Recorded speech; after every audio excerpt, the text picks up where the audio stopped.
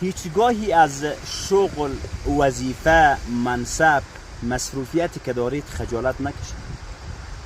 عزیزان دل، حضرت زکریا علیه السلام نزد مردم نجار بود، اما در پیشگاه الله متعال پیامبر.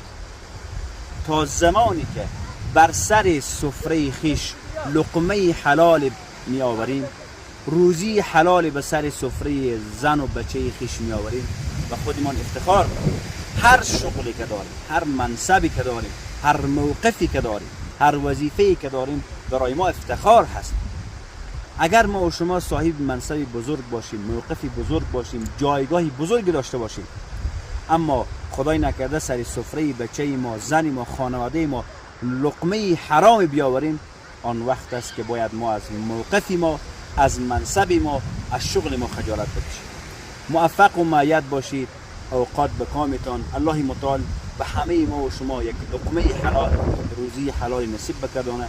موفق و مؤید باشید. السلام علیکم و رحمت الله و برکاته.